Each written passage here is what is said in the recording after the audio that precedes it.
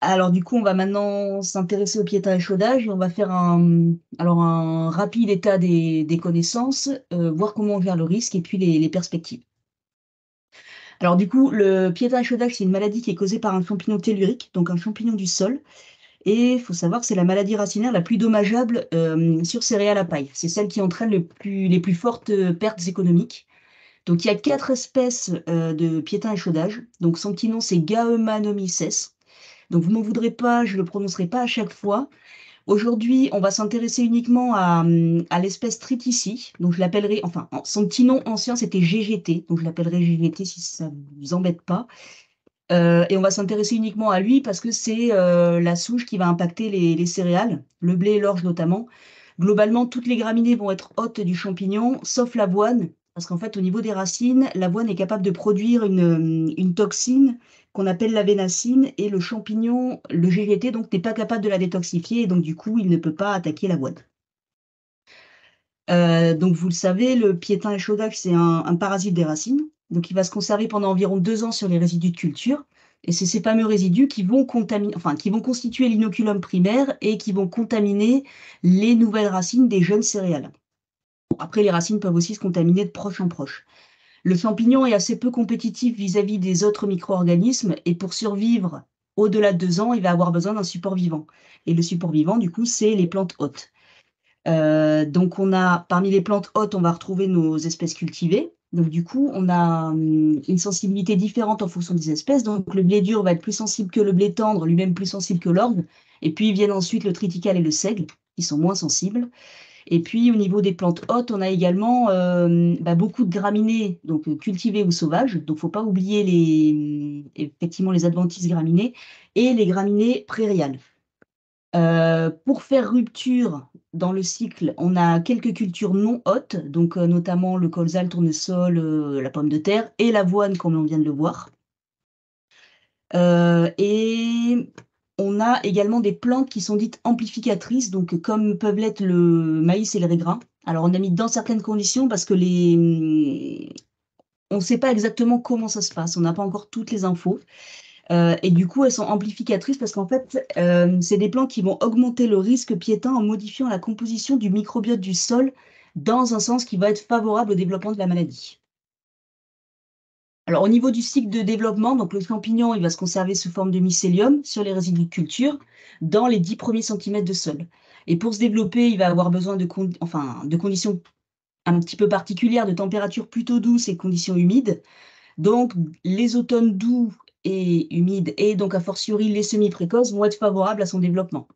Et la maladie, quand elle se développe, elle va détruire les cellules racinaires. Donc, c'est les photos que vous pouvez voir à votre droite. Donc là, il y a une photo, il y a une racine saine comparée à une racine infectée. Donc, du coup, il y a une nécrose, une destruction des cellules racinaires.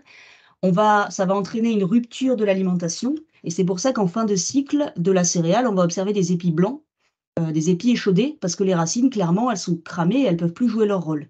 Et comme on a une atteinte du système racinaire de la plante, on va avoir tous les épis d'une même plante qui vont être échaudés. Et c'est ce qui va nous permettre de faire plus tard la différence avec d'autres maladies.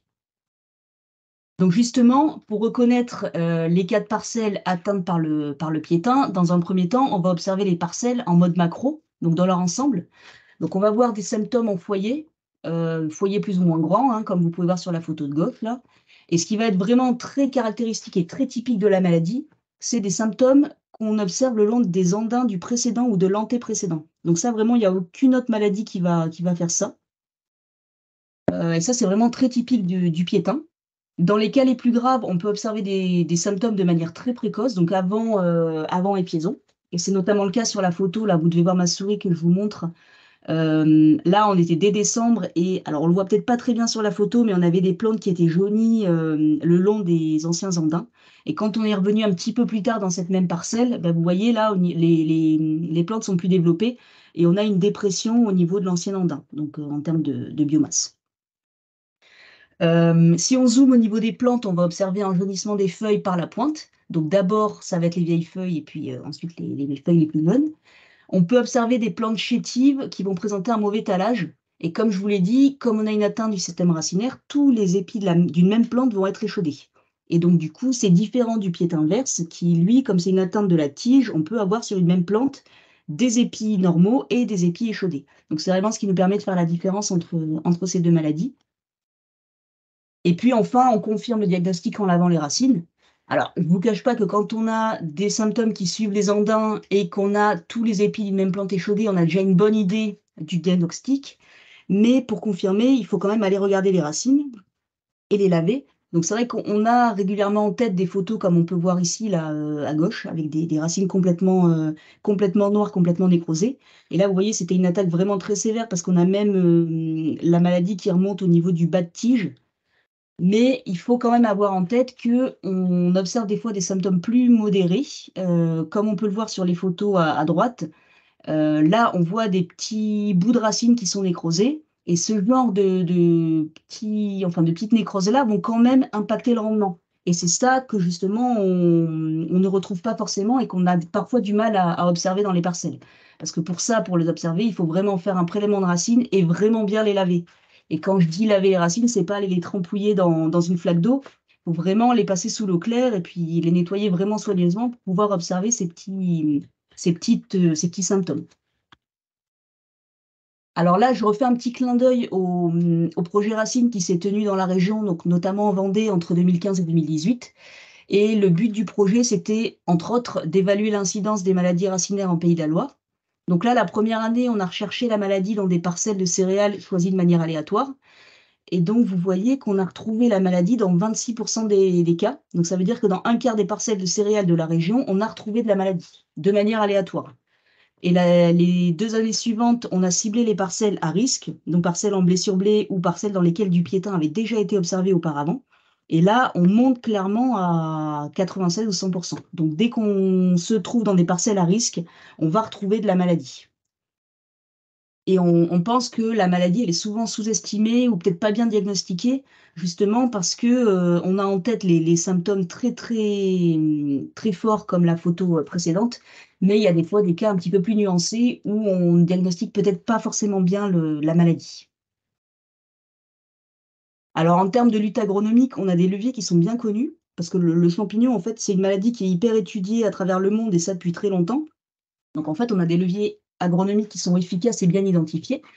Donc là, comme vous vous en doutez, les leviers en vert, c'est plutôt des choses qui vont être favorables et donc à mettre en œuvre pour lutter contre le piétin. Et en rouge, c'est plutôt des choses à éviter.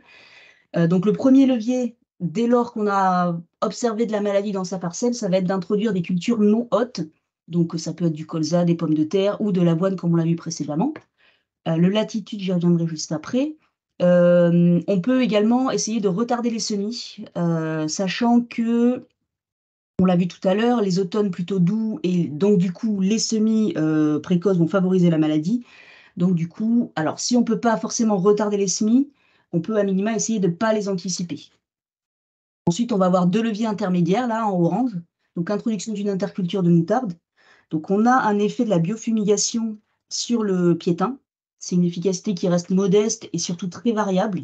Donc on poursuit les études là-dessus. Et on peut également laisser le sol nu pendant l'interculture, parce qu'en fait, comme ça, le champignon n'aura pas de plante relais pour continuer à se développer. Un peu dans le même goût, il faut faire attention aux repousses de céréales, qui constituent un relais pour le champignon. Donc c'est vrai que si on met une avoine ou une plante non hôte pour faire rupture et qu'on est envahi de... Alors ça peut être des graminées adventices ou des repousses de céréales, concrètement la culture va pas jouer son rôle de rupture parce que le champignon fera relais, enfin trouvera un relais sur les repousses de céréales. Donc ça, il faut veiller à gérer les repousses correctement. Gestion des pailles et des menus pailles. On l'a vu, le champignon se conserve sur les résidus de culture, donc il faut essayer, dans la mesure du possible, d'exporter les pailles et d'éparpiller les menus pailles pour pas avoir justement cet effet andin avec beaucoup de repousses au niveau des andins et une concentration des résidus à ce niveau-là. Et puis, il faut être vigilant quand on fiole les parcelles, parce qu'on a pu se rendre compte que quand on augmentait le pH de manière brutale, on avait une perturbation de la flore antagoniste du piétin avec notamment une destruction ou une perturbation des bactéries Pseudomonas. Et donc, du coup, on favorise indirectement le développement de la maladie.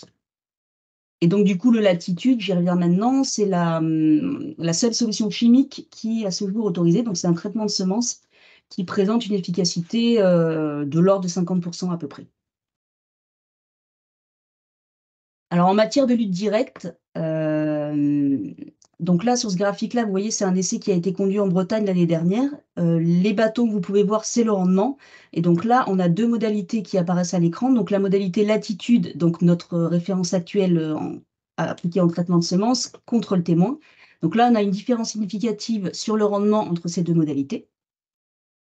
Alors, on a essayé, pourquoi ça ne passe pas? Tac. On a essayé différentes solutions de biocontrôle qui ont été appliquées également en traitement de semences. Et donc là, vous pouvez le constater, c'est les bâtons qui apparaissent en bleu. On n'a pas, ils ne se distinguent pas significativement sur le rendement du témoin. Et on a également essayé de coupler le latitude à un traitement de biocontrôle en traitement de semences. Et donc là, vous voyez qu'on n'a pas de gap d'efficacité et le latitude se suffit à lui-même. Donc en fait, le latitude va rester enfin pour l'heure reste notre référence. Et les produits de biocontrôle qu'on a pu appliquer en traitement de semences, dans le contexte de l'essai, n'ont pas apporté d'efficacité suffisante. Alors, on a également regardé du côté des engrais, parce qu'on a régulièrement des questions. Donc, on a regardé ce que valait l'apport d'urée et de phosphore au semis. Donc là, on a donc ces bâtons bleus là que vous pouvez voir, c'est le rendement, et les petits points jaunes, c'est le pourcentage de racines nécrosées qui ont été regardées. Et on a essayé donc de l'urée et du phosphore au semis en comparaison à un témoin non traité et à notre référence latitude. Donc, on a une légère tendance positive enfin, sur le rendement. Il n'y a rien de significatif, hein. Ni sur le rendement, il y a aucune différence significative. Mais par contre, quand on regarde côté racines nécrosées, c'est notamment vrai pour le phosphore appliqué au semis, on voit qu'en termes de pourcentage de racines nécrosées, on est équivalent au témoin. Donc il y a un petit quelque chose sur le rendement, mais qui est clairement pas dû. C'est pas une action sur le piétin, parce qu'on voit qu'au niveau des racines nécrosées, on est similaire au témoin. Et puis après, on a regardé également l'impact de la forme d'azote, donc comparaison ammonitrate, sulfate d'amont, sur le développement de la maladie. Donc là, attention, les bâtons jaunes que vous pouvez voir, c'est le pourcentage d'organes atteints, c'est pas le rendement. Et on a pu voir une petite différence, alors au seuil de 10%, différence significative en faveur du sulfate d'amont. Par contre, au seuil de 5%, on n'a rien vu. Donc là, je vous parle au niveau des pourcentages d'atteinte racinaire. Et puis sur les rendements, par contre, on n'a rien vu ni au seuil de 5 ni à 10% en termes de différence significative entre ces deux modalités. Et puis ce qu'on constate aussi, c'est qu'il y a quand même une très forte variabilité entre les 5 points. Donc les 5 points, c'est 5 essais différents. On a une forte variabilité. Alors est-ce que c'était dû aux conditions météo, conditions d'application? On ne sait pas trop. Et puis surtout, qui dit sulfate d'amont dit apport de soufre. Donc du coup, on peut également se poser la question de la cohérence technique d'apporter du soufre, quand il n'y a pas forcément lieu. Alors maintenant, je vais faire un focus sur les pistes de travaux et les perspectives à venir. Alors, au niveau de la région, on a eu de nombreux retours terrain qui nous signalent une recrudescence du piétin échaudage. Alors, qui serait lié notamment à l'introduction de seigle dans la rotation. Donc, on a beaucoup de retours CAVAC notamment. Alors, le seigle, rappelez-vous, est hôte du champignon. Donc, même si elle est nettement moins sensible que ne peuvent l'être le blé ou l'orge, elle va quand même entretenir la présence du champignon. Donc, dans le Grand Ouest, on avait initialement des rotations blé-maïs qui étaient entrecoupées d'une CIPAN, donc d'une plante potentiellement de rupture ou d'un régras. Alors, régras, je vous rappelle, et maïs, c'est des plantes amplificatrices dans certaines conditions. Et maintenant, on retrouve en fait la même rotation, donc blé-maïs, avec potentiellement une seigle introduite en dérobé. Donc, on se retrouve avec deux cultures hautes et une culture amplificatrice, et on n'a plus du tout de plantes de rupture. Donc, on a la CAVAC qui nous remonte ce genre d'infos, mais également Eureden. Donc là, vous pouvez voir la photo qui vient d'apparaître. C'est une photo prise drone en NDVI. Donc du coup, c'est une photo prise sur blé. En précédent maïs et en interculture, en précédent, ils avaient fait des tests avec différents couverts, et notamment du seigle. Et on voit très nettement apparaître les deux bandes de seigle là, avec des biomasses inférieures. Ils ont été regardés, c'est bien du piétin. Et c'est net, hein, c'est vraiment à couper au couteau. Donc du coup, pour essayer d'objectiver un peu l'impact de l'introduction du seigle dans les rotations, on a mis en place un observatoire à l'échelle de l'Ouest, qui aurait pour but d'essayer de quantifier justement quel risque on prend en introduisant du seigle dans la rotation, en comparaison à une plante potentiellement de rupture ou une rotation comme on avait précédemment. Donc si vous avez des couples de parcelles de ce type-là, donc rotation blé-maïs avec une seigle en dérobée et rotation blé-maïs avec une culture autre que du seigle, on est preneur de vos remontées de parcelles. On viendra faire des notations sur le blé qui suit pour voir si on a des différences au niveau de l'apparition de la maladie. Et puis, on a un deuxième observatoire également qui est proposé. Et donc, du coup, là, le but, c'est d'étudier l'avoine en tant que compromis entre rupture maladie et production de biomasse. Parce que vous l'avez vu, vous vous rappelez, l'avoine n'est pas sensible au GGT. Rapide focus sur les plantes de service. Donc, je vous ai dit que le piétin échaudage était potentiellement sensible à la biofumigation. Donc, il y a des semenciers, et notamment RAGT, qui orientent leurs recherches vers des variétés plus productrices en glucosinolates. Donc, on a mis en place 2 essais, un en Bretagne et un à la Jaillère, avec justement ce type de variétés. Donc, c'est principalement des moutardes et des radis qui sont supposés être plus riches en glucosinolates. Et comme on avait précédemment des résultats un peu aléatoires, on a volonté de mieux caractériser les essais pour essayer de comprendre justement pourquoi on n'avait pas toujours des résultats reproductibles. Et notamment, alors les glycosinolates, rapidement, c'est les substances qui sont produites par les plantes qui sont enfin, en se dénaturant, en fait, vont produire des isothiocyanates qui sont des matières enfin, des composés qui vont avoir une action négative sur le piétin échaudage. Donc, du coup, le but de ces essais-là, c'est justement de faire des mesures de glucosinolates dans les couverts avant de les détruire pour voir si les plantes étaient réellement riches en cette matière ou pas. Donc là, nous, ça a été fait. Maintenant, le blé est semé et donc, je vous donne rendez-vous après la récolte 2024 pour les résultats de ces essais-là.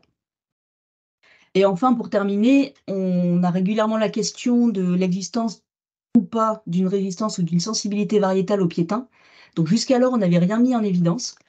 Mais récemment, suite à des travaux d'équipe anglaise et puis également à nos travaux dans les réseaux variétés blé sur blé, on a identifié qu'il y avait peut-être quelque chose à creuser au niveau des variétés qui sont cultivées en première paille, et notamment sur leur capacité à augmenter de manière plus ou moins forte la quantité d'inoculum. Et on voit quelque chose sur les variétés qui sont cultivées en deuxième paille. Donc, on n'a pas le temps de développer aujourd'hui davantage, mais par contre, c'est quelque chose qu'on aimerait bien, enfin, on aimerait bien vous parler de cette thématique-là lors des journées de l'innovation qui seront organisées début 2024. Donc, si ça vous intéresse, je vous donne rendez-vous aux journées de l'innovation. Et en guise de conclusion, très rapidement, donc on a probablement une sous-estimation de la maladie. Donc, il faut vraiment regarder les racines. Si vous n'avez qu'une chose à retenir de ce matin, j'espère que vous retiendrez plus de choses quand même, mais il faut vraiment regarder les racines. Un levier génétique qui est à ce jour peu efficace, du moins on n'a rien à ce jour, mais on a des pistes, donc on est en train de travailler le sujet. Niveau biocontrôle, on est toujours en attente de solutions efficaces, donc ce qui a été essayé dans le contexte dans lequel ça a été essayé, les solutions ne montraient pas d'efficacité. On a des facteurs de risque et des leviers agronomiques qui sont bien connus, mais on a probablement également en parallèle un risque accru avec le changement climatique, et notamment les automnes de plus en plus doux, et avec les évolutions de pratiques, et notamment avec l'introduction de seigle dans les rotations. Et puis on travaille également de nouvelles pistes, notamment autour de l'écologie microbienne.